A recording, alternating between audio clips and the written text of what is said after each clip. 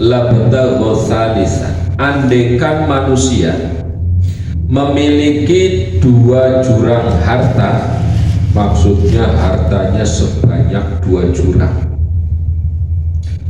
labtagha salisan, maka dia akan mencari yang ketiga. Maksudnya manusia itu andekan diberikan oleh Allah harta yang melimpah, maka dia tetap menginginkan lebih, inginnya tambah lagi. Wala yamla'u jawfa bni adama illa turab, dan tidak bisa memenuhi lambungnya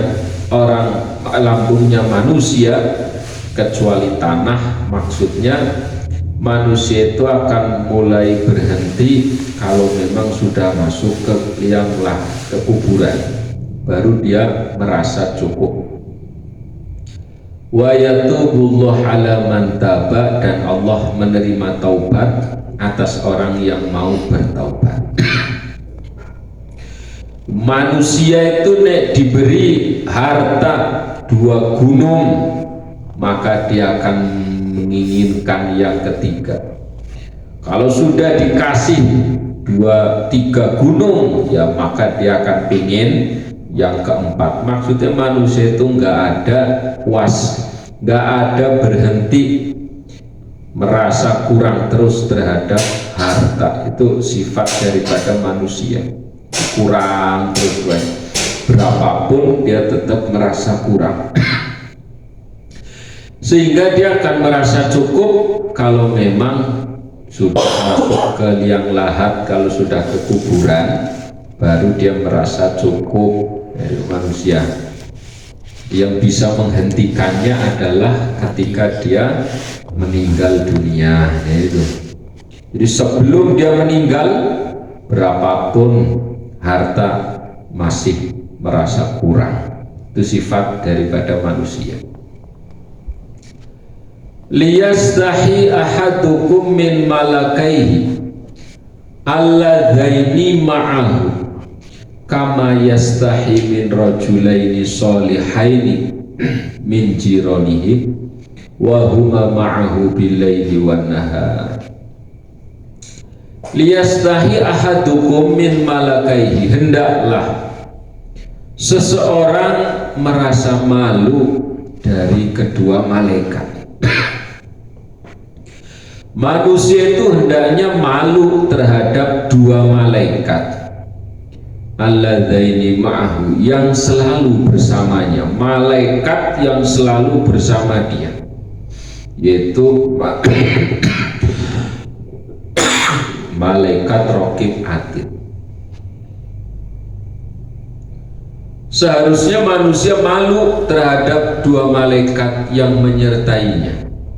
Kama yastahi min rajulaini sholihaini, sebagaimana dia merasa malu dari dua orang yang soleh, dari tetangganya. Maksudnya kalau ada orang baik yang selalu mengawasi kita, selalu bersama kita, kita saja merasa malu kalau mau melakukan keburukan. Kenapa seseorang tidak merasa malu dengan malaikat yang malaikatnya ini selalu bersamanya? Wa huma ma'ahu bil-laili wan nahar, malaikat ini selalu bersamanya siang dan malam. Siang malam selalu bersamanya, artinya kemanapun manusia ini bepergian, kemanapun manusia berada, itu selalu dibersamai oleh dua malaikat. Kenapa dia kok tidak malu dengan dua malaikat itu padahal selalu bersama. Tapi kalau kepada manusia kadang orang malu, nah, padahal manusia itu terbatas. Nah, sementara malaikat selalu bersamanya, seharusnya dia rasa malunya terhadap malaikat jauh lebih tinggi, sehingga orang yang merasa selalu diawasi oleh para malaikat, maka dia tidak akan melakukan dosa, nggak akan melakukan keburukan. Itu seharusnya. Nah, tapi namanya manusia ya, kadang lalai. sehingga akhirnya ya dia tanpa sadar mau melakukan kesalahan, melakukan dosa-dosa. Laisal birru fi husnil libasi wazayyi, bukanlah sebuah kebaikan itu bagusnya pakaian dan penampilan. Maksudnya orang yang bagus, orang yang baik, yang baik itu bukan yang pakaiannya bagus, penampilannya bagus, bukan. Walakinnal birra as-sakinatu wal waqaru, tetapi kebaikan itu adalah ketenangan dan ketentraman. Jadi orang yang baik itu bukan orang yang pakaiannya bagus, penampilannya bagus, bukan.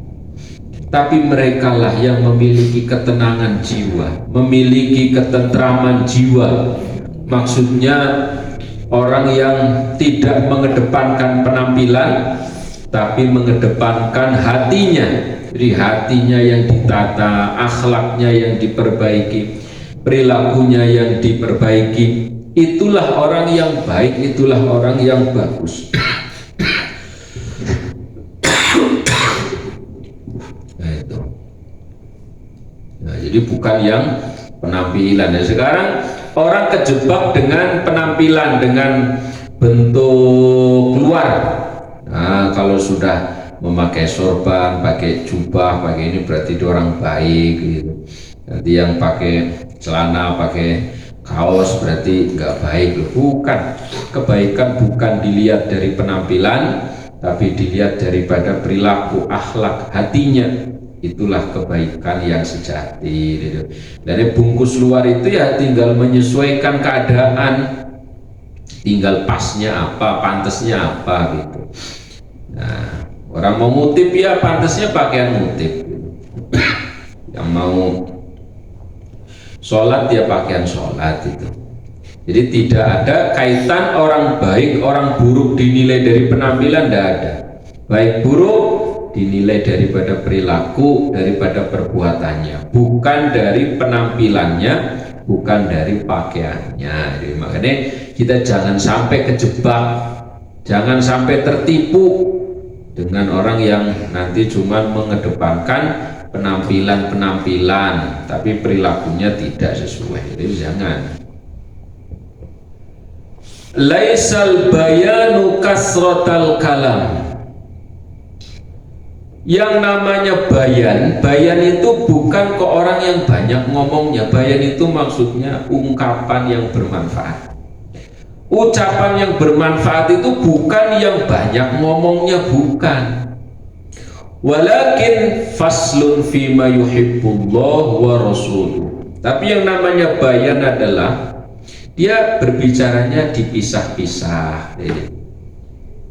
Maksudnya dipisah bagaimana? Ya sering saya ngomong, mana titiknya, mana komanya, ngono. Dia tidak kok.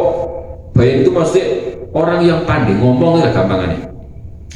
Orang yang pandai berbicara itu bukan yang bicaranya banyak, bukan, tapi yang pandai memotong. Maksudnya pandai kapan berhenti, kapan lafadznya diteruskan. Itu. Apalagi kalau orang sedang bercerita. Lo bercerita itu namanya bercerita kan ngikut daripada skenario atau daripada alur cerita. Jadi orang nanti akhirnya tahu makna daripada cerita itu. Contoh umpama cerita, cerita tentang daripada pada saat Rasulullah melaksanakan perang Badar umpama, atau yang sesuai ini ketika Rasulullah hijrah. Lah karena mau menceritakan Rasulullah hijrah, ya berarti ceritanya itu alurnya kira-kira alur yang bisa membuat orang paham tentang cerita itu. Jadi Rasulullah ketika akan hijrah, maka beliau mengajak sahabatnya namanya Abu Bakar.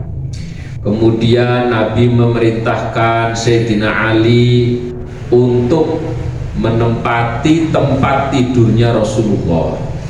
kemudian orang-orang kafir berkeliling daripada rumah Nabi karena akan menangkap. Ternyata mereka salah karena yang di dalamnya bukan lagi Nabi tapi Sayyidina Ali. Loh, dengan begitu orang paham. Ini enggak, ketika Nabi hijrah dengan sahabatnya namanya Ubay, orang enggak paham. Dah mana berhentinya, bacanya pun enggak karu-karuan di titik. Jadi dihayati. Jadi hayati itu berarti tahu, oh ini di sini berhenti nih, di sini diteruskan. Jadi menghayati. Termasuk kayak orang baca Al-Quran itu kan menghayati. Segala puji bagi Allah. Nah, mulai merenung berarti pujian itu miliknya Allah yang maha pengasih dan maha penyayang. Oh, berarti pujian itu milik Allah dan Allah itu punya sifat maha pengasih, maha penyayang. Kemudian Malik Yaumiddin, yang merajai hari pembalasan. Di akhirnya orang yang mendengar pun langsung bisa memahami. Ini enggak sekolah puji bagi Allah yang maha pengasih lagi maha penyayang dan merajai. Ya, orang bingung. Apalagi berartinya enggak jelas lagi. Segala puji bagi Allah yang maha pengasih lagi maha. Orang enggak paham. Gitu. Makanya Nabi mengatakan orang yang pandai ngomong itu bukan yang ngomongnya banyak, yang pandai lancar, bukan, tapi yang mampu untuk memahami apa yang ia ucapkan. Ya. Gitu. Sehingga tiga pamak, coba itu baca terjemahnya bagaimana? Nah, itu terjemahnya begitu. Bukanlah sebuah bukanlah sebuah kebaikan adalah yang ngomongnya banyak itu. Ya, aja nggak paham. Jangankan kok orang awam, tengkunya saja mendengar nggak paham kok. Kira-kira begitu. Jadi harus tahu, dihayati. Nah, ngomong itu dihayati. Maka terusannya apa? Ini. Walaisal ayyu iyal lisan, orang yang gagap bukanlah yang gagap lesannya, bukan. Tapi walakin qillatul ma'rifati bil haqq. Orang yang gagap adalah yang sedikit sekali mengetahui kebenaran. Kebenaran itu banyak, kebenaran yang sifatnya hukum, kebenaran yang sifatnya sosial, kebenaran yang sifatnya tanda baca, kebenaran itu banyak sekali. Jadi kalau ada orang kok nggak ngerti tanda baca, itu berarti dia itu disebut orang gagap, orang apa ya? Apa terjemahan itu? Orang yang gagap. Orang yang gagap. Orang gagap. Jadi yang gagap itu bukan yang nek ngomong gagap kayak Ajis gagap, bukan, tapi yang sedikit mengetahui kebenaran. Maksudnya yang nggak ngerti mana yang benar, mana yang buruk, dia nggak ngerti, nggak tahu. Ini jadi kita ketika berbicara, makanya terus ngono aturan orang ketika berbicara itu dalam bahasa Indonesia ono jenenge subjek, predikat, objek, keterangan. Yo, mana yang menjadi subjeknya, mana jadi predikat, dan mana yang menjadi objeknya. Itu ngerti. Nah, cara bahasa Arab ya harus tahu mana fi'il, mana fa'il, mana maf'ul. Jadi orang itu langsung belum dijelaskan pun langsung bisa paham, langsung ngerti. Okay.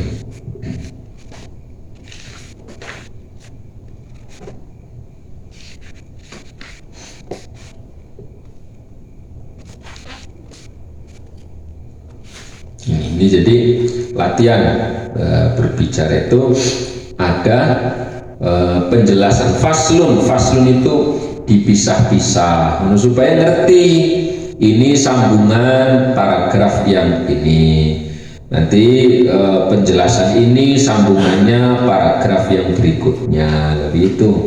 Jadi ojo sampai digabung-gabung sampai akhirnya wong ora iso membedakan mana paragraf awal, mana paragraf kedua, sampai bingung.